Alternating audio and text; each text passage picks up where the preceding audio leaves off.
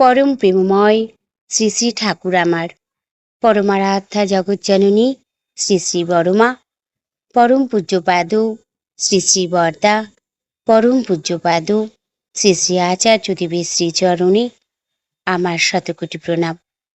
আমার সকল ভাই ও বোনেদের জানাই জয়গুরু ও ভালোবাসা। আমি শুরু করছি ইষ্ট প্রসঙ্গ আলোচনা। পরম প্রেমময় শ্রী শ্রী ঠাকুর জগতের বুকে এসেছেন পরিত্রাতা রূপে, জীবন গুরু রূপে। জীবনের প্রতিটি মুহূর্ত তিনি ব্যয় করেছেন মানুষের মঙ্গলের জন্য। তিনি ভালোবাসার মূর্ত প্রতীক ও পরম আদর্শ। ঠাকুর বলেছেন, মা বাবা ও গুরুর প্রতি যার টান থাকে তার কখনো বেচালে পা পড়ে না, সে কখনো প্রবৃত্তির দাস হয় না। আমরা প্রবৃত্তির দাস হয়ে পড়ি যখনই আমাদের মধ্যে অহংবোধ, দম্ভ ও কাউকে ছোট করে নিজত্ব জাহির করি। তার ফলেই আমরা দুর্দশাগ্রস্ত হয়ে পড়ি এবং তখনই আমরা প্রবৃত্তির দ্বারা পরিচালিত হয়ে থাকি। আর ক্রমে ক্রমেই ইষ্টকেন্দ্রিক চলন থেকে আমরা দূরে সরে যাই। পরম প্রেমময় শ্রী শ্রী ঠাকুর বলেছেন, নিজ স্বার্থ যদি ইষ্টার্থে হয় তাহলে দোষ হয় না, কিন্তু ইষ্ট স্বার্থের বিনিময়ে যদি কেউ নিজ স্বার্থের পূরণ চায় তাহলে তাকে সন্দেহ করো। ইষ্ট স্বার্থ প্রতিষ্ঠাই আমাদের জীবনে প্রথম ও প্রধান হওয়া উচিত। ঠাকুর বলেছেন, ভব সমুদ্রের দিক নির্ণয় যন্ত্র হলো ইষ্ট স্বার্থ, ইষ্ট প্রতিষ্ঠা। ওই দিক নির্ণয় কাঁটাটি যদি ঠিক থাকে তাহলে মানুষ বিপথে যায় না। আমাদের চলন, আমরা তো মাঝে মাঝেই দিগ্ভ্রান্ত হয়ে যাই, কারণ আমাদের ইষ্টকেন্দ্রিক চলন ঠিক নেই বলে, আমরা ঠিকঠাকভাবে চলি না বলে। নানা রকম অছিলায় আমরা নানা রকম কথা বলে থাকি। কাউকে যদি জিজ্ঞাসা করা হয় ঠাকুরের দীক্ষা তারা নিয়েছেন কিনা, বা দীক্ষা নিয়ে তারা ইষ্টভীতি করছেন কিনা, তারা নানা রকম প্রশ্ন তৈরি করে। কেউ কেউ বলে বসে, এখনো তো সময় হয়নি, তাদের এখনো সময় হয়নি। আবার কেউ কেউ বলে, ঠাকুর আগে দিক, তারপরে আমি দেব। এই তো মানুষের কথা।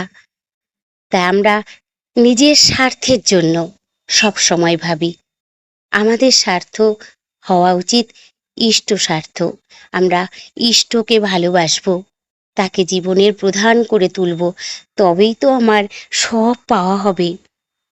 তাই আমাদের চলাগুলি ভালো না বলেই আমরা নানা রকম ভাবে নানা রকম জ্বালায় পড়ি, নানা রকম বিপদে পড়ে থাকি। ঠাকুর বলেছেন, আলোচনা প্রসঙ্গে ঠাকুর বলেছেন, সব সময় সুকেন্দ্রিক থাকা ভালো, না হলে আমরা উবে যেতে পারি, বিচ্ছিন্ন হয়ে যেতে পারি। পৃথিবী সূর্যে কেন্দ্রিক বলেই ঠিক আছে, না হলে ছিটকে গিয়ে কতগুলি উল্কাতে পরিণত হতো। ঠাকুর বলেছেন, আমাদের চলন সকল সময় সুকেন্দ্রিক হওয়া লাগে, না হলে আমরা ছিন্ন বিচ্ছিন্ন হয়ে যাব। সংসারে নানা রকম ঘোর প্যাচের মধ্যেই আমরা থাকব। আমরা কখনো ভালো থাকব না, আমাদের জীবন সুন্দর কখনোই হবে না, আমরা যদি ইষ্টকে প্রধান করে না চলি। সেই দিক নির্ণয়ের কাঁটা যে ইষ্ট দেবতা, তাকে ঠিক রাখতে হবে, সেটি জীবনে প্রতিষ্ঠা করতে হবে। তাই আমাদের জীবন যাতে বিচ্ছিন্ন হয়ে না যায়।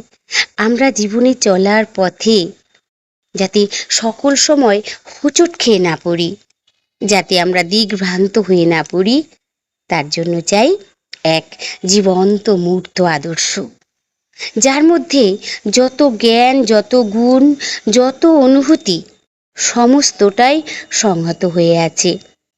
তাকে জীবনের পরম ভেবে, তাকে ভালোবেসে, তার ইচ্ছা পূরণের মধ্য দিয়েই আমাদের জীবনকে সার্থক করে তুলব আমরা। সেটা কোনো যেন প্রশ্ন না হয়ে ওঠে বা কোনো যুক্তি না হয়, ঠাকুর আমায় দেবে তারপরে আমি দেব, এসব যেন না হয়। কোনো রকম জিজ্ঞাসা থাকবে না, কোনো রকমভাবে প্রশ্ন থাকবে না, কোনো রকম পরীক্ষা থাকবে না। আমরা আমাদের সন্তানকে, আমার স্বামীকে, আমার ঘরে আরও যারা গুরুজন আছেন তাদেরকে আমরা ভালোবাসি। তাদের কখন কোনটা লাগবে, কোনটা করলে তাদের ভালো হবে, আমরা সেই চেষ্টা করি। তাই আমরা যদি ঠাকুরকেও তদ্রূপ ভালোবাসি, তবেই হবে আমাদের পরম পাওয়া। তাকেও তেমনিভাবে ভালোবাসতে হবে। আমরা তো আমার ঘরের ছেলে, আমরা স্বামী, তাদের সঙ্গে তো আমার কোনো স্বার্থ থাকে না, থাকে গভীর প্রেম, গভীর ভালোবাসা, সন্তানের প্রতি নারীর টান।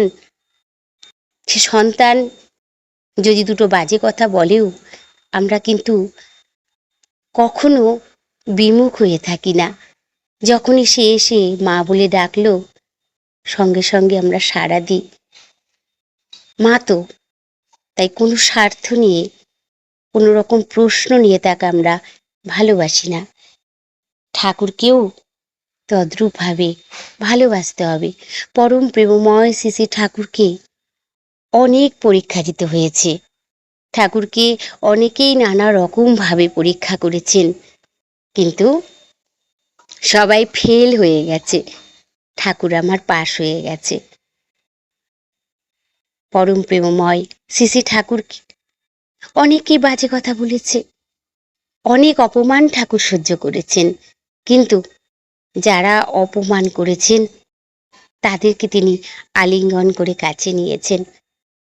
পরম প্রেমময় শ্রী শ্রী ঠাকুর দিব্য ভালোবাসা দিয়ে সবাইকে ভালোবেসেছেন। তাই তাকে আমাদের ভালোবাসতে হবে।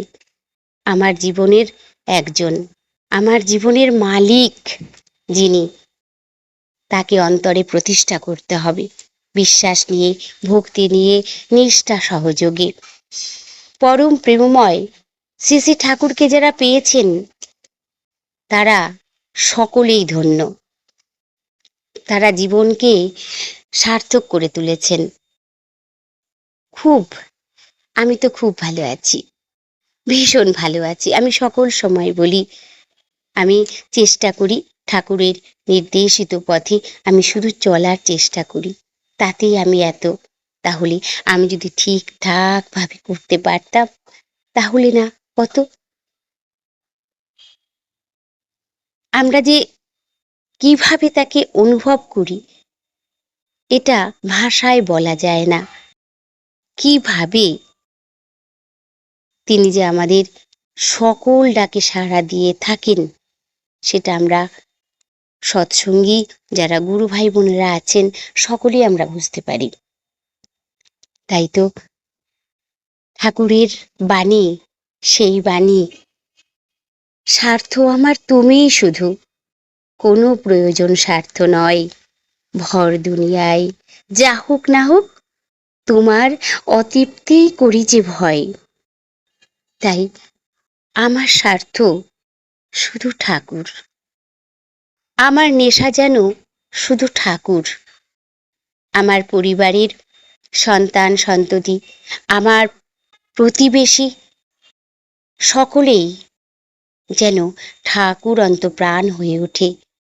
আমি সকল সময় আমার সংসারে সকলকে নিয়ে সেই চলনে চলার চেষ্টা করে থাকি, যাতে তারা তাদের চলন ইষ্টকেন্দ্রিক থাকে।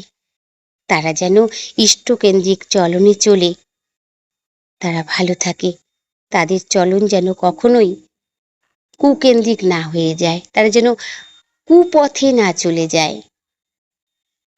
আছে তো অনেকেই আছে, ওই যে ঠাকুর আগে দিক তারপর আমি দেব, অনেকে এসব কথা বলে থাকে। অনেকেই বলে এখন নেওয়ার সময় হয়নি, ঠাকুরের নাম নিতেও নাকি নির্দিষ্ট একটা সময় লাগে। কিন্তু পরম প্রেমময় শ্রী শ্রী ঠাকুর বলেছেন 12 বৎসর বয়সে দীক্ষা নেওয়া লাগে, তখন থেকেই সে তৈরি হয়ে ওঠে, তবেই তার চলা বলা, তার স্বভাব, তার আচার আচরণ চরিত্র সব দিক দিয়ে সে সুন্দর হয়ে ওঠে। তাকে দেখেও একজন অবাক হয়ে যায়। ঠাকুর অনুকূল চন্দ্রের দীক্ষায় দীক্ষিত পরম প্রেমময় শ্রী শ্রী ঠাকুরই যেন আমার জীবনের সব কিছু, আমার জীবনের মালিক। আমি শুধু তাকে ভাববো, সে আমায় ভাববে। এইটা আমাদের সকলকে তার উপর এই বিশ্বাস, এই ভরসা রেখে সমর্পণ করতে হবে। আমরা পারি না তো, অনেক সময় আমরাই আমাদের মানে কি করলে ভালো হবে আমরাই সেটা নিজেরাই বিচার করে ফেলি, আর তখনই আমাদের ভুল হয়ে যায়। পরম প্রেমময় শ্রী শ্রী ঠাকুর বলেছেন সত্যানুসরণে, পরম পিতার নিকট প্রার্থনা করো, তোমার ইচ্ছাই মঙ্গল। আমি জানি না কিসে আমার মঙ্গল হবে, আমার ভিতরে তোমার ইচ্ছাই পূর্ণ হোক। ঠাকুর কথা বলেছেন, ঠাকুর এই বাণী দিয়েছেন, কিন্তু আমরা অনেক সময় এমন কিছু কথা, এমন কিছু ঘটনা আমরা করে ফেলি, আমরা নিজেরাই সেটাকে ঠিক করি, না না এটা করলে ভালো হবে, এটা করলে মঙ্গল হবে, আমরা নিজেরা করে ফেলি, আর তার ফলে আমরা বিপাকে পড়ে যাই। সিদ্ধান্ত নিতে গেলে ভুল হয়ে যায়। আমাদের সকল কিছু ইষ্টের উপর রাখতে হবে ভরসা,